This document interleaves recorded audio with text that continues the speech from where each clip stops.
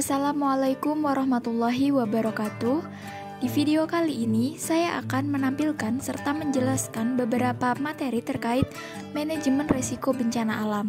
Untuk materi kali ini, saya mengambil studi kasus pada bencana alam di Kabupaten Jombang. Stay tune dan simak terus videonya. Sebelumnya, saya membuat video ini untuk memenuhi sebuah tugas ujian akhir semester dari mata kuliah evaluasi sumber daya lahan yang diampu oleh Bapak Rendra Suprobo Aji serta Ibu Rindang Alfiah, yang mana merupakan dosen dari jurusan Perencanaan Wilayah dan Kota Universitas Jember. Nah, langsung saja. Sebelumnya, tak kenal maka tak sayang, maka sebelumnya perkenalkan terlebih dahulu, saya Aldafa Esturagil Putri dengan NIM 191910501019 dari Perencanaan Wilayah dan Kota Universitas Jember. Lebih tepatnya berada di kelas A. Untuk pembahasan yang pertama, di sini kita akan masuk kepada latar belakang, di mana latar belakang terkait studi kasus yang telah saya ambil. Nah, untuk latar belakang di sini dilihat dari letak geografisnya, Kepulauan Indonesia di antara benua Asia dan Australia, serta di antara Samudra Hindia dan Samudra Pasifik, yang mana wilayah Indonesia ini berada pada posisi silang yang mempunyai arti penting dalam kaitannya dengan iklim dan perekonomian, di mana di Indonesia juga dilalui oleh jalur perdagangan internasional. Selain itu, jika ditinjau dari segi geologi, sebagian wilayah di Indonesia merupakan daerah yang rawan terhadap bencana alam. Hal ini karena wilayah di Indonesia menjadi tempat pertemuan antara dua rangkaian jalur pegunungan muda di dunia, yaitu Sirkum Pasifik dan Sikum Mediterania. Akibatnya, Indonesia sendiri memiliki bentuk alam yang indah. Nah, secara geografis pada Jawa Timur yang lebih spesifik lagi, memang dianggap memiliki potensi terjadinya bencana seperti banjir, tsunami, puting beliung, gempa, tanah longsor, dan sebagainya. Hampir seluruh daerah di Jawa Timur merupakan daerah rawan bencana. Provinsi ini terancam tsunami dari Samudra Hindia, terancam letusan dari 7 gunung berapi aktif, serta banjir tahunan dari 2 sungai besar, yakni Bengawan Solo dan Sungai Brantas. Nah, pada peta berikut merupakan peta bencana alam yang ada di Indonesia, di mana dikelilingi oleh bencana-bencana alam seperti Gunung Merapi, gempa, banjir, tanah longsor, angin puting beliung, konflik sosial, terorisme, dan lain-lain.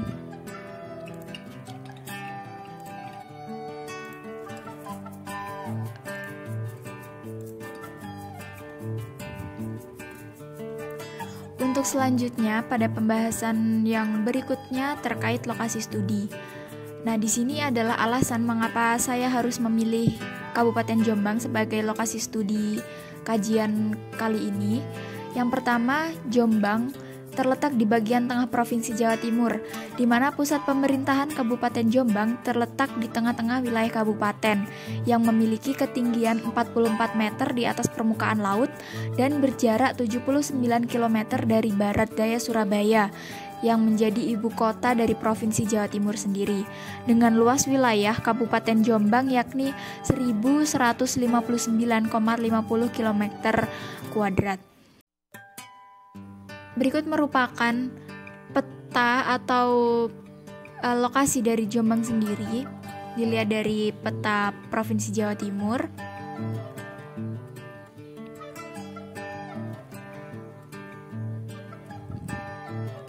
Untuk pembahasan yang selanjutnya terkait identifikasi kawasan. Nah, di identifikasi kawasan ini lebih dijelaskan lebih rinci terkait Kabupaten Jombang, kenapa rawan bencana, dan beberapa hal lain yang menyebabkan penunjukan bahwa Jombang merupakan salah satu kabupaten di Jawa Timur yang memiliki potensi bencana alam yang tinggi. Nah, langsung saja untuk Kabupaten Jombang itu sendiri sebagai salah satu bagian dari wilayah Jawa Timur yang dianggap memiliki potensi bencana yang kompleks. hampir sama dengan potensi yang dimiliki oleh Kabupaten Mojokerto. Potensi tersebut berupa ancaman gempa, banjir, longsor, angin puyuh, konflik sosial, polusi lingkungan, epidemi, kekeringan, kecelakaan industri, kecelakaan transportasi, kebakaran, dan kebakaran hutan. Nah, berdasarkan catatan dari Bangkes Linmaspol, sebanyak 7 kecamatan dari 21 yang ada di Jombang ini terindikasi rawan bencana. Sedangkan menurut Berita Jatim, potensi bencana di Kabupaten Jombang relatif tinggi. Bahkan dari 21 kecamatan yang ada, sekitar 19 kecamatan diantaranya berpotensi sebagai rawan bencana.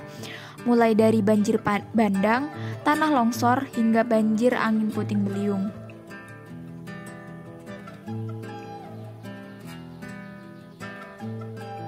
Untuk selanjutnya ada beberapa kecamatan yang dikatakan sebagai kecamatan yang rawan longsor. Di antaranya adalah Plandan, Kabupaten Bareng, dan Wonosalam. Selain longsor, tanggul Sungai Berantas yang berada di Kecamatan Megaluh juga rawan tanah longsor yang diakibatkan oleh aktivitas penambangan pasir yang dilakukan oleh warga sekitar.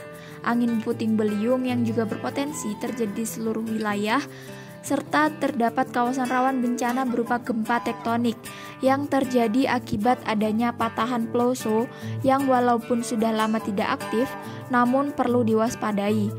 Lokasi rawan bencana tersebut berada di wilayah Kecamatan Plandaan, Kecamatan Kebun, Kecamatan Ngusikan, dan sebagian dari Kecamatan Megaluh dan Kecamatan Bandar Kedang Mulyo. Nah, berikut merupakan peta bencana alam dari Kabupaten Jombang. Dapat dilihat dari peta berikut, di mana kawasan-kawasan yang masuk ke dalam kawasan bahaya banjir dan angin puting beliung, serta kawasan bahaya banjir dan tanah longsor. Untuk selanjutnya terkait tabel 1, yakni tabel tentang bencana alam di Kabupaten Jombang di tahun 2011, 2012, dan 2013. Di mana dalam tabel ini menunjukkan bahwa jenis-jenis dari bencana alam ada 3, yakni banjir, angin puting beliung, dan tanah longsor yang terjadi di Kabupaten Jombang, di mana pada tahun 2011, 2012, dan 2013 memiliki atau mencapai kerugian yang berbeda-beda.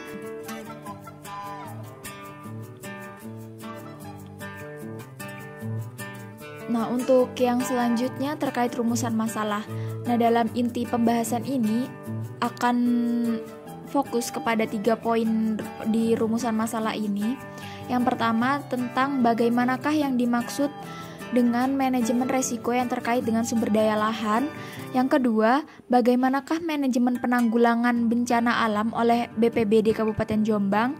Dan yang terakhir, bagaimanakah partisipasi masyarakat dalam penanggulangan bencana alam di Kabupaten Jombang. Berikut merupakan penjelasan singkat terkait manajemen resiko yang terkait dengan sumber daya lahan.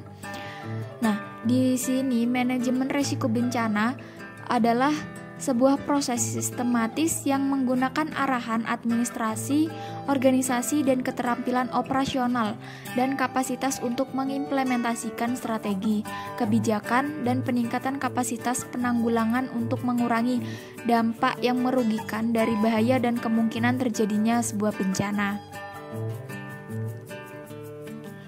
Nah, untuk selanjutnya terkait tujuan dari manajemen resiko bencana, di mana tujuannya yang pertama mempersiapkan diri menghadapi semua bencana atau kejadian yang tidak diinginkan. Yang kedua, menekan kerugian dan korban yang dapat timbul akibat dampak dari suatu bencana atau kejadian. Yang ketiga, meningkatkan kesadaran semua pihak dalam masyarakat atau organisasi tentang bencana sehingga terlibat dalam proses penanganan bencana. Dan yang keempat, melindungi anggota masyarakat dari bahaya atau dampak bencana. Untuk pembahasan yang selanjutnya terkait sumber daya lahan sendiri. Untuk sumber daya lahan merupakan sebuah sumber daya alam yang sangat penting untuk kelangsungan hidup manusia karena karena diperlukan dalam setiap kegiatan manusia seperti untuk pertanian, daerah industri, daerah permukiman, jalan untuk transportasi, daerah rekreasi atau daerah yang dipelihara kondisi alamnya untuk tujuan ilmiah. Nah, dalam hal ini Sitorus di tahun 2001 mendefinisikan bahwa sumber daya lahan atau land resource sebagai lingkungan fisik yang terdiri dari iklim, relief, tanah, air, dan vegetasi, serta benda yang ada di atasnya sepanjang ada pengaruhnya terhadap penggunaan lahan. Oleh karena itu, sumber daya lahan dapat dikatakan sebagai ekosistem karena adanya hubungan yang dinamis antara organisme yang ada di atas lahan tersebut dengan lingkungan di bawahnya. Menurut Meter di tahun 1986.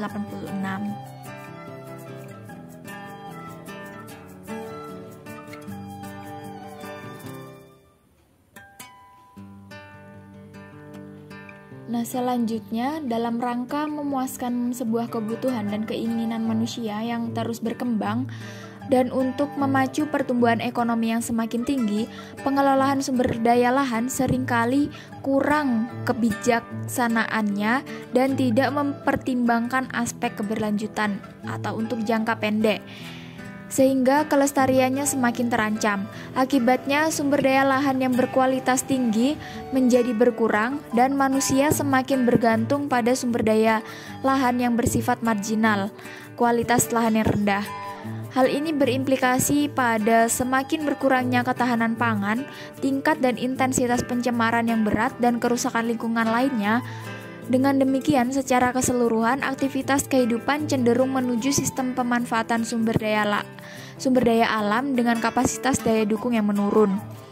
Jadi, menurut pembahasan di atas terkait manajemen resiko dengan sumber daya lahan yang digunakan untuk menanggulangi dampak dari pertumbuhan ekonomi yang semakin tinggi terkait pengelolaan lahan yang mana seringkali terjadi kurang bijaksana dan tidak mempertimbangkan aspek keberlanjutan sehingga kelestariannya semakin terancam. Dalam hal inilah peran dari manajemen risiko sumber daya lahan sangat diperlukan untuk menanggulangi permasalahan tersebut. Selanjutnya terkait analisis dari manajemen risiko bencana, di mana manajemen bencana adalah sebuah proses yang terus-menerus di mana pemerintah, dunia usaha, dan masyarakat sipil merencanakan dan mengurangi pengaruh dari bencana, mengambil tindakan segera setelah bencana terjadi, dan mengambil langkah-langkah untuk pemulihan. Hal ini merupakan proses terpenting dalam menyikapi dan melakukan pengambilan tindakan serta penyelesaian pasca bencana. Oleh karena itu, proses lintas sektoral yang terintegrasi dan berkelanjutan dalam rangka mencegah dan mengurangi akibat dari bencana yang meliputi mitigasi, kewaspadaan, tanggapan terhadap bencana serta upaya pemulihan. Menurut Warto di tahun 2002 tanggal 23. Untuk selanjutnya terkait langkah dari penanganan yang perlu dilakukan untuk melakukan manajemen risiko. Di sini saya mengambil dari Nick Charter di tahun 1991 dalam bukunya yang berjudul Disaster Management, A Disaster Manager's Handbook, yang terdiri dari 6 tahapan dalam manajemen bencana, yaitu prevention atau pencegahan, mitigation atau peringanan, preparedness atau kesiapsiagaan, disaster impact, dampak bencana, response sebagai tanggapan, recovery, pemulihan, dan development sebagai pembangunan. Nah, berikut merupakan sebuah siklus atau sebuah langkah-langkah dari siklus manajemen bencana menurut Nick Charter. Berikut merupakan penjelasan satu persatu terkait respon, recovery, dan development, di mana respons adalah tindakan yang segera diambil sebelum dan sesudah dampak bencana yang diarahkan untuk menyelamatkan nyawa dan melindungi harta benda yang harus berurusan dengan gangguan langsung, kerusakan, dan efek lainnya yang disebabkan oleh bencana. Untuk recovery adalah sebuah proses di mana masyarakat dan bangsa dibantu untuk kembali ke fungsi kehidupan seperti sebelumnya setelah bencana. Untuk development adalah hubungan di antara kegiatan yang berhubungan dengan bencana dan pembangunan nasional yang dimaksudkan untuk memastikan bahwa hasil bencana secara efektif tercermin dalam kebijakan masa depan untuk kepentingan kemajuan nasional. Selanjutnya terkait alternatif penanganan. Alternatif penanganan yang tepat untuk manajemen resiko bencana adalah partisipasi, di mana menurut Sastro Diputra menyatakan partisipasi sebagai keterlibatan yang bersifat spontan yang disertai kesadaran dan tanggung jawab terhadap kepentingan kelompok untuk mencapai tujuan bersama. Sedangkan menurut Charlie dalam Dara menyatakan sebuah partisipasi adalah sebagian keterlibatan mental dan emosi seseorang atau sekelompok masyarakat di dalam situasi kelompok yang mendorong dan bersangkutan langsung atas kehendak sendiri atau kemampuan sendiri menurut kemampuan swadaya yang ada untuk mengambil bagian dalam usaha pencapaian tujuan bersama dalam pertanggungjawabannya. Nah, berikut merupakan sebuah bentuk partisipasi. Untuk bentuk partisipasi yang pertama adalah partisipasi buah pikir yang diberikan secara Untuk bentuk dari alternatif penanganan yang pertama yakni partisipasi sebuah pikir yang diberikan partisipan dalam anjang sono, pertemuan atau rapat. Yang kedua, partisipasi tenaga yang diberikan partisipan dalam berbagai kegiatan untuk perbaikan atau pembangunan desa, pertolongan dari orang lain, dan sebagainya. Partisipasi harta benda yang diberikan orang dalam berbagai kegiatan untuk perbaikan atau pembangunan desa dan sebagainya. Selanjutnya untuk partisipasi keterampilan dan kemahiran yang diberikan orang untuk mendorong aneka ragam bentuk usaha dan industri. Yang terakhir ada partisipasi sosial, yang mana partisipasi sosial ini diberikan orang sebagai tanda keguyupan.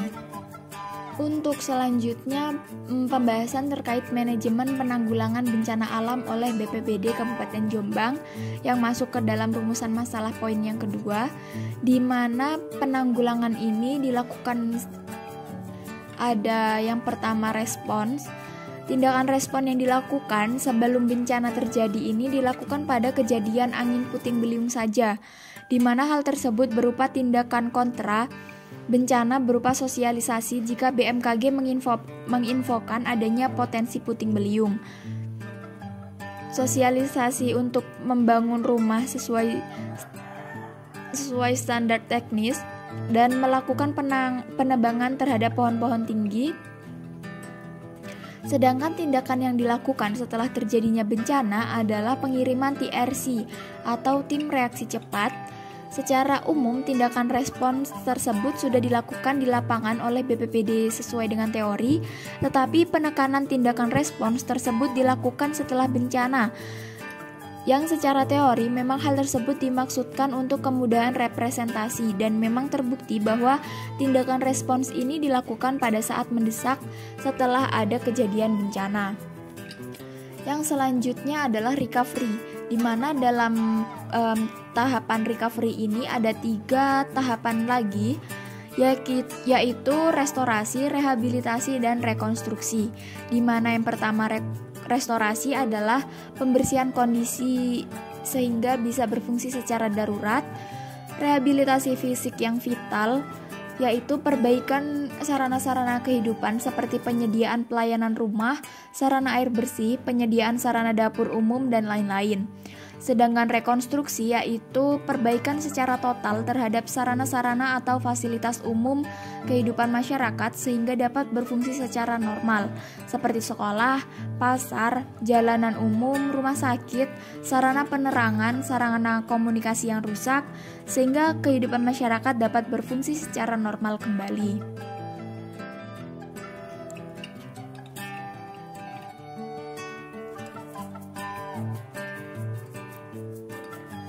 Untuk selanjutnya yakni pembahasannya, yang pertama ada restorasi dengan pembersihan puing-puing, pembangunan konstruksi darurat untuk memudahkan evakuasi juga sebagai sarana sementara untuk masyarakat beraktivitas. Yang kedua ada rehabilitasi fisik seperti yang dicontohkan di atas. Dalam hal ini sudah dimasukkan dalam tindakan respons bencana. Yang ketiga yakni rehabilitasi sosial yang belum pernah dilakukan karena selama BPBD berdiri belum pernah terjadi bencana besar yang mengharuskan BPBD melakukan hal tersebut. Yang keempat ada rekonstruksi dengan melakukan analisis DALA atau Damage and Loss Assessment untuk menghitung nilai kerusakan, pemulihan sarana dan prasarana umum, rekonstruksi permanen dengan pemberian bantuan material, memberikan bantuan sembako dan bantuan material. Selanjutnya ada development, di mana tindakan development ini didasarkan sifatnya yaitu struktural dan non-struktural. Seperti yang telah dilakukan pada tindakan mitigasi bencana, secara struktural dilakukan melalui upaya teknis, baik secara alami maupun buatan mengenai sarana dan prasarana. Sedangkan non-struktural adalah upaya non-teknis yang menyangkut penyesuaian dan pengaturan tentang kegiatan manusia agar sejalan dan sesuai dengan upaya struktural maupun upaya lainnya.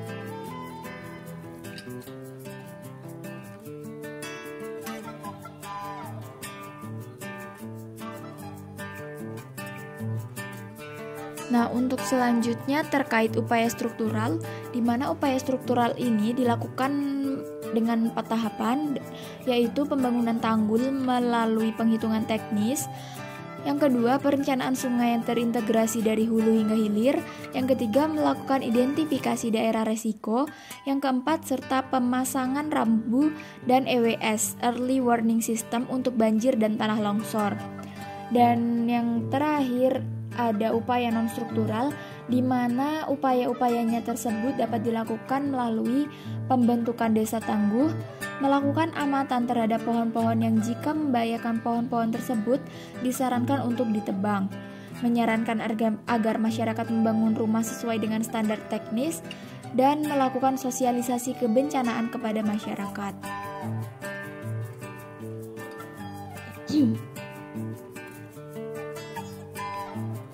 Untuk pembahasan pada poin yang ketiga di rumusan masalah, yakni terkait partisipasi masyarakat dalam penanggulangan bencana alam.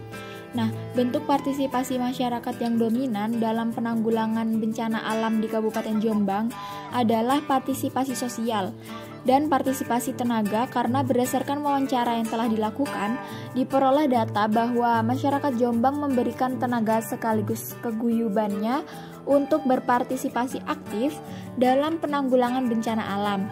Tindakan yang dilakukan oleh masyarakat dalam partisipasi ini adalah dengan terlibatnya warga sekitar dalam proses pembangunan tanggul yang longsor dan angin puting beliung di Desa Trowulan. Selain itu, masyarakat sekitar membantu bekerja untuk memperbaiki rumah korban yang rusak terkena angin. Setelah hal tersebut dilakukan dengan cara kerja bakti dalam melakukan perbaikan-perbaikan setelah terjadi tanah longsor, banjir, dan angin puting beliung, sehingga hal tersebut juga bisa dijadikan sebagai indikator bahwa partisipasi sosial atau keguyuban juga dilakukan pada saat yang bersamaan dengan pelaksanaan partisipasi tenaga.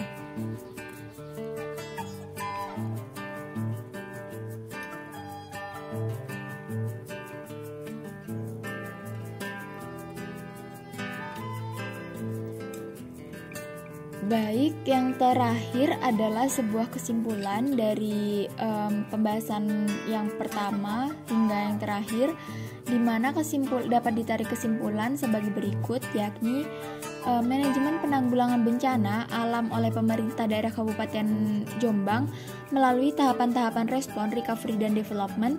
Berdasarkan hasil penelitian menunjukkan bahwa tahapan paling menonjol yang dilakukan adalah pada saat respons bencana. Hal tersebut dilakukan oleh tindakan sebelumnya yang terjadi, yakni bencana melalui sosialisasi dari BMKG dan tindakan sesudah terjadinya bencana melalui pengiriman tim reaksi cepat. Yang kedua, tindakan tersebut memiliki keterkaitan yang sangat penting dalam penanggulangan bencana untuk meminimalisir adanya korban. Sedangkan penanggulangan bencana yang dilakukan oleh masyarakat berupa partisipasi dalam bentuk partisipasi buah pikir, tenaga, harta benda, keterampilan dan kemahiran, serta partisipasi sosial. Penelitian ini menunjukkan bahwa partisipasi paling menonjol yang dilakukan masyarakat dalam penanggulangan bencana adalah partisipasi tenaga dan partisipasi sosial. Baik, mungkin itu saja yang dapat saya sampaikan untuk materi kali ini. Kurang lebihnya mohon maaf. Wassalamualaikum warahmatullahi wabarakatuh. Terima kasih.